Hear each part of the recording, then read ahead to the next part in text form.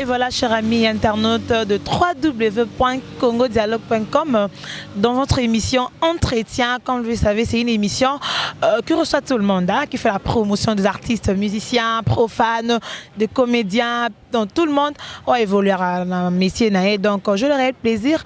Il y a Koyam Labino, un prophète, au nom de prophète Guy Kanga. Et parce que Moussali Nanzam, bazali chrétienne, chantre de l'Éternel. Donc tous années, tout bêtement parcours naïnda, tout bêtement sur l'album naï Arche de Noé, et que édifié PPP de Dieu parce que la presse il y a makangé à la mégane de la presse congolaise à lobby, Mikolo on se fait bonzambe nan.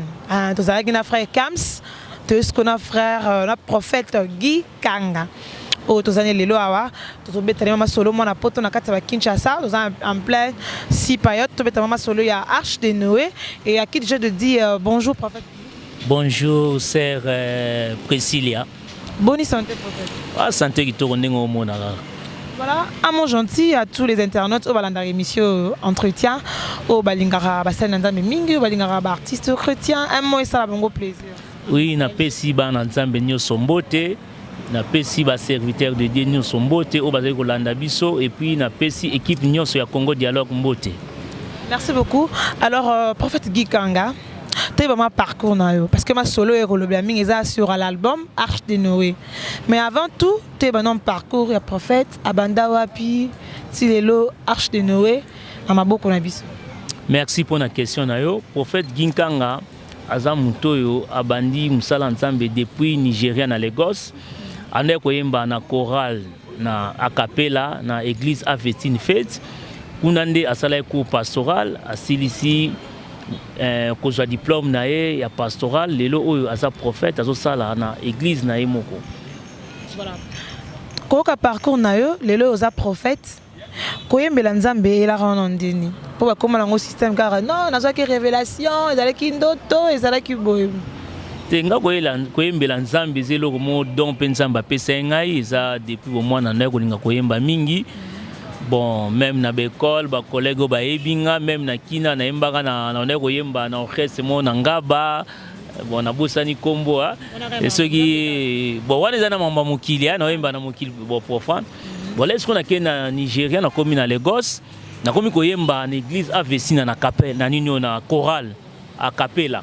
Kuna ndena ndeko koyembela nzambe na lokola chante na zo yembela nzambe na église Avesine Faith ya pasteur Dare Sani Djedje Olu ozali père spirituel na ngai. Alors message à prophétie et là on est prophète Kika. Bon message à prophétie et là ngai mingi na nozana baninga na nga soki na lali na butu nazo prophétiser nazo pesa ba message bango bazokoma eza kutu mingi collègue nanga moko bon nalobake akufa déjà apôtre Silas série mwana na Lagos que son âme repose un peu na lali na pesi ami nanga mo message Patrick Ilufia tuzani le na Hollande nzambe azolobela na pongi nazo prophétiser azui message wana kende kopesa ngo apôtre Silas ateya kango de salaka scandale na Lagos. De naza mutoyo na vandi mingi na basali na nzambe ndeti ba pasteur André Piana ya Philadelphie ba on ko encadrer nga ba pasteur Percy ba collègue nangi belé ba pasteur Cyril le ba na États-Unis o to sala na bango vraiment to banda musala nzambe eza mo domo ko nzamba pesenga ya ngole na sala ki ve na nzambe na ngai ki ata un jour na ke poto na ko sala nzambe na nga et na prophète na Hollande partout na te ya évangile na lo belankolo na ba Côte d'Ivoire na bimisi ba pasteur rebelle dans l'église na Côte d'Ivoire donc on sait la nzambe partout na zo lo bela parole de Dieu pour na ko édifier ba na nzambe à partir wana nzambe ko révéler nga suma mbebele que na sala album oyo lelo na zo lo bela Arche de Noé. À partir wana nzambe ko révéler au album ozo lo bela lelo Arche de Noé. Mais avant de côté dans l'album wana ezali maman comme na biso ya entretien lelo na prophète Guy Kanga tout banano prophétie pona yo et le blaconine message mon roi out pa nzambe ningezala non c'est nzambe zo révéler nga boy c'est nzambe zo sala nga tant qu'un prophète oyozali prophétie et le blaconine. Prophétie d'abord ezali pona ko édifier ba ensemble. Prophétie ezala ba sorte ebelé. Prophétie d'abord parole de Dieu, ezala déjà prophétie. Parole de Dieu ezala prophétie. Bon nzambe azobela bana na ba face ebelé. Na songe l'air aux oteya nzamba ko révéler likambu au prophétiser la parole de Dieu prophétie ezanga mebe ozazo tambola boye nzamba lobeli yo likambu otalisi ndeko mais prophétie ndenge zawana ezate pona ko détruire prophétie ezate pona ko panza église to prophétie ezate pona ko détruire vie ya mutu ndetse lelo to komona le na ba église ba prophétie lokuta ko diable pe a prophétisaka diable pe a kopiaka onyoso nzamba salaka lelo ba prophétie lokuta e komi belé yango wana zo kebisa bana nzambe bokeba na ba prophétie mususu prophétie jamais ceux qui nzamba lobeli to pona ndeko jamais ko loba en public okobenga ndeko wana bosolo bino mibale na yeme so eza pona église wana c'est bon ko lobela on ba moyen na bino ko bimisaka batu mbongo en public pa banga ya ko peso macho yango nga prophète ginkanga na zo telemela makambo wana na yepona ko yesa bana nzambe vérité bokeba na ba prophétie mususu lebe église ebele ezolobela kaka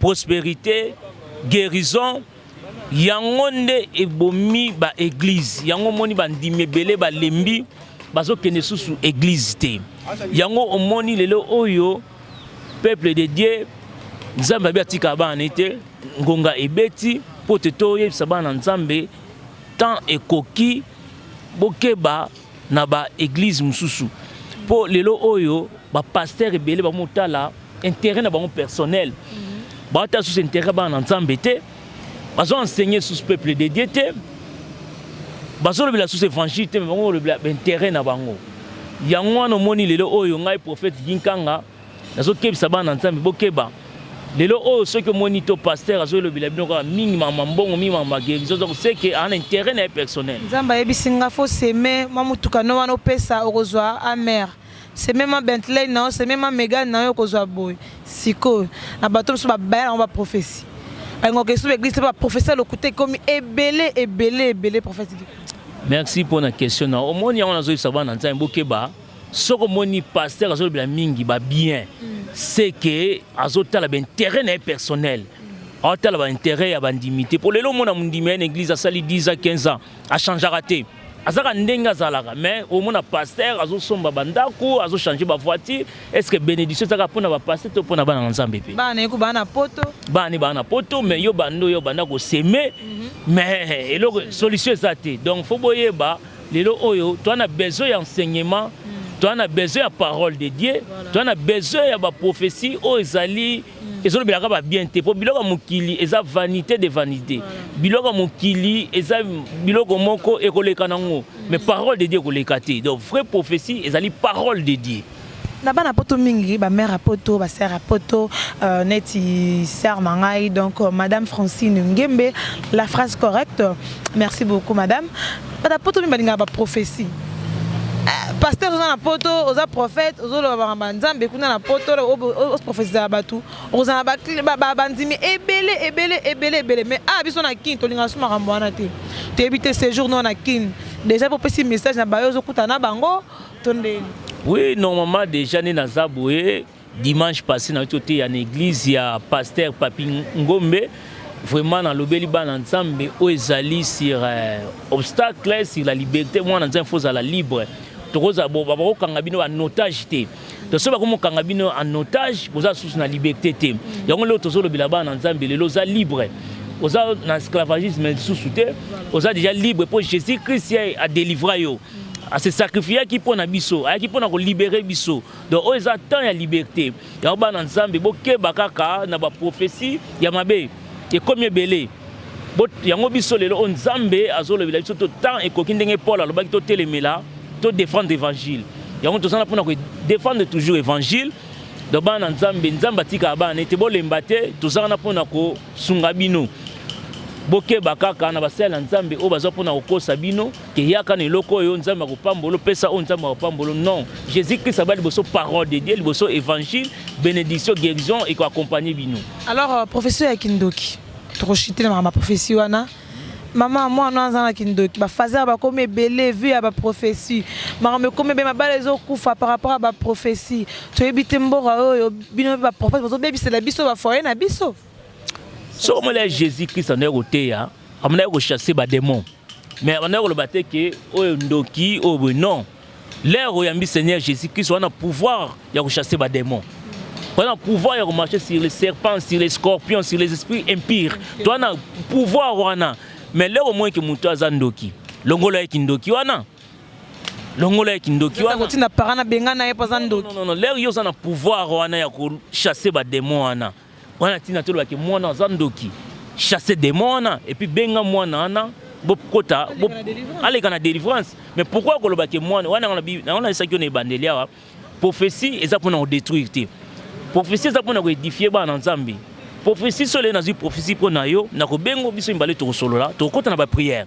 Mais zate ke na loba on a mis église wana ezali ko détruire to so kimisa mutu na église. Yango ba ndime belé ba kimi église. Yango na Paul a lobby prophétie eza bien mais bokeba ba faux prophétie pe zali. Ba prophétie ko se détruire le mabala, ils ont bomba ba famille, ils ont penté église. Lelo bana Nzambe belé lo ba kimi ba lembi pona makambo oyo yango biso lelo o Nzambe alobi temps ekoki pona ko défendre les paroles de Dieu po te bana Nzambe oyo ba lembi ba telema. Hein, yango ne message ngana nango. Voilà, merci beaucoup frère prophète Guy Kanga pour le message édifié peuple de Dieu par rapport à la prophétie. Ming baromo bang alors bozama loba d'espoir o ezali à prophète Guy Kanga et ça lui plaisir na maître David Kombe depuis Paris, maître David Kombe. Hein, merci beaucoup Nayo et merci à Serge Kachama les Cash Money pour le Megana Sepeli ma boko bank Serge Kachama.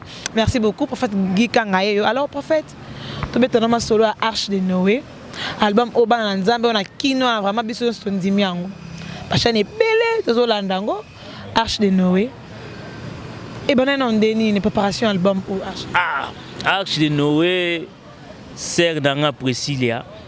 Merci d'abord pour la question. Arche de Noé zali album prophétique et ça album on a enseigné nazo tia ba Nzambe mais en travers banzembo. Et ça, album Nzambe a révélé depuis 2009 en Côte d'Ivoire.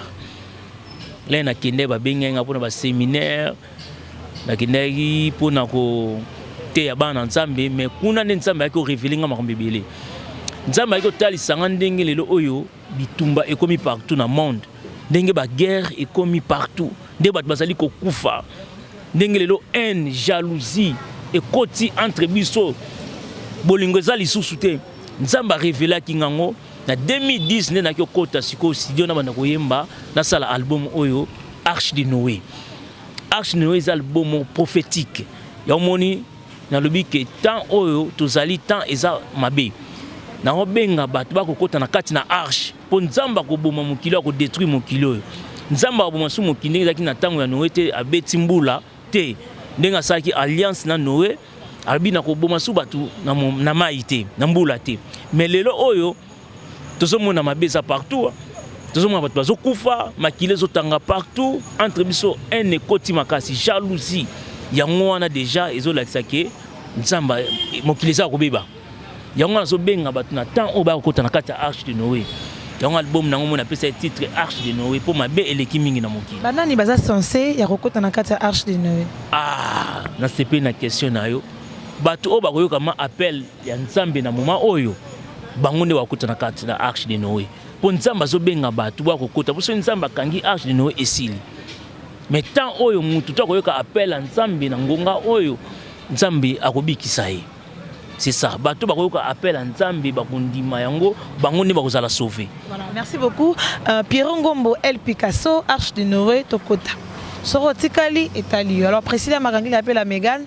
Ngapena okota na Arche de Noé. Prophète Gikanga Nzambe naeba kumba bisora raisika grand prêtre Nkolo Azali et merci encore une fois à Gila Soumaïdi Kolo idéologie le grand maestro.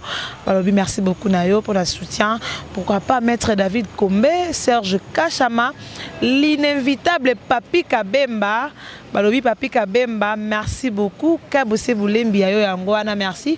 Alors, album Arche de Noé, ça a combien de titres déjà? Album Arche de Noé, ils en ont 8 titres. Hein.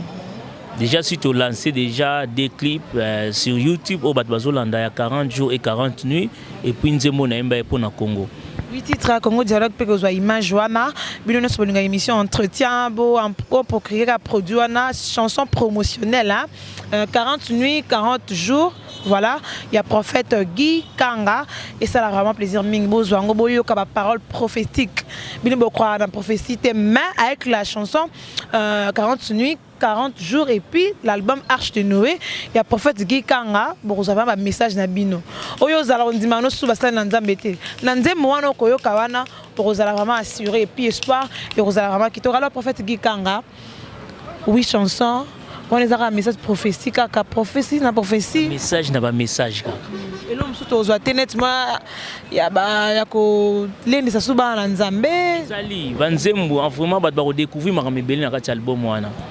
Mambeze belé na kati album wana bana nsambi ba kosepela moi en a capé la moi nzembo kata 40 nuits na 40 jours les ali chansons promotionnelles et batunion ça va comme procureur na YouTube la émission entretien la chaîne belé parce que nous rappelé que prophète Guy Kanga a un séjour en Kinshasa pour la promotion pekara ya Arche de Noé a aussi même qui a libanda siko a ça en vacances à mon abbé famille et puis à ça la promotion et album na Arche de Noé pourquoi pas yanzem oyo 40 nuits 40 jours c'est évité tout ça morceau moko ya Capella et ça la bien 40 jours 40 nuits Nzamba lobaki mbule kobeta Nzamba lobaki mbule kobeta les temps de Noé les temps d'aujourd'hui les temps de Noé les temps d'aujourd'hui Kima kambangu Noa kangi bwato Kima kambangu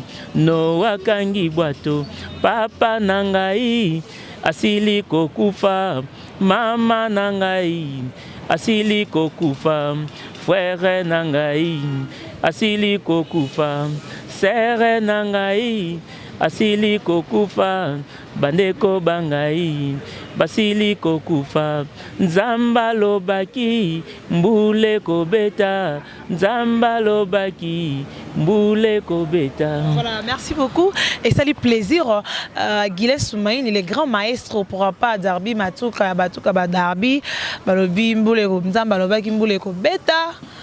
Maintenant nous va na Arche de Noé tout ça la rangele po to éviter parce que Arche de Noé vraiment la Mégane précise la makangé la nandimé en po na lingara pa prophétie donc prophète Guy Kanga a ça la biso ka ba bien la message naé na banzem na kitoko bima boyo ke yembe lipeka ya ba prophète parce que dans la yembe le mususu na le bembe se na oh musali na nzambe vraiment alors prophète Guy Kanga album na 8 chansons 40 nuits 40 jours de chansons promotionnelles à quand déjà sorti album wana Arche de Noé. Ok, merci pour la question. Donc, Bitman a qui le long na Congo, ils allaient pour la promotion album nanga Arche de Noé. Kalate ti ba décembre ba ensemble ba rejoindre. Non, ba décembre déjà to zwango to adorer Nzambe, to louer, ba message prophétique. Boko bine la Nzambe boko yoka ba nzembo kitoko ba message kitoko. Et Rosalama et Sengo ya makasi pour le peuple de Dieu avant que toko ma décembre album o ekobima. Alors frère pasteur pardon prophète Guy Kanga ozobangate pour l'album ebimé belé frère Joseph Mikunga yangwana ezana nzela maman Laure l'oracle de l'Éternel bato belé babimisi ba disque na bango et puis bato ozali na ba ghetto o bato ba bango teneti ba frère ba prophète Guy tokoza na o cacheté ozali pa ghetto malgré que prophète na yo mais album c'est la premier album na yo terrain ezan mimé. Ma frère Bazé Belé, Bimisa, la réserve de l'Éternel et pasteur en tant qu'enseignant à Bisso, album Payzala Kiwana, de champion, maman Michel Chabani, Belé. Tribute prophète Guy, Assurance Néo et les peuples de Dieu. Pour savourer album Arche de Noé. Tena kobangelo mo te po biso to abana nzambe, tozo imbela nzambe. Tozo kumisaka mutu moko. Oh bana nzambe ba capter kazaka ba message to koyemba na banzembo wana yango ni très nécessaire yo banga noté mando de un concert be pena robeta pe otchali ba na robeta na robini la nkolo bana nzambe ba kosepela. Voilà. Alors on a ba artiste musicien depuis na kina nti bokuta na e na nti bobengani na nti sapeso moi confrère collègue courage na ka kina landa ki 40 nuits vraiment c'était vraiment bon message moko kitoko. Bon, côté artiste, c'est vraiment musicien chrétien. Non, tout coup, à part dans la mingi na ba pasteur, pour nous donner na ba séminaire fallait na ça là.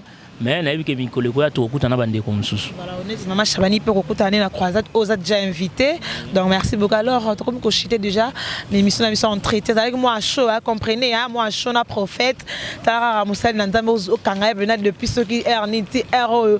Il s'appelle il Pamboli à la Mégane parce que prophète qui quand on pambola pe en direct ko pambola pe Francine Ngembe pe ko pambola maître David Kombe éviter message il y a espoir et puis message ma prophétie na ba nyonso balingaka ba prophète basal Nzambe ba Serge Kachama ba nyonso balingaka penza ko za message donc message on a repé ça ba Nzambe peuple de Dieu basal Nzambe message ka ya amour tozala bomoko biso nyonso vraiment tola exara bolingo po o eleki bolingo ezate so bolingo ezali tokozala biso nyonso bomoko tozala parole moko po Congo le peuple congolais a besoin d'amour on a besoin de bolingo on a besoin que to sangana tozala bomoko que haine jalousie ezalate na kati na biso yango des messages na ko yebisa peuple congolais na moment oyo.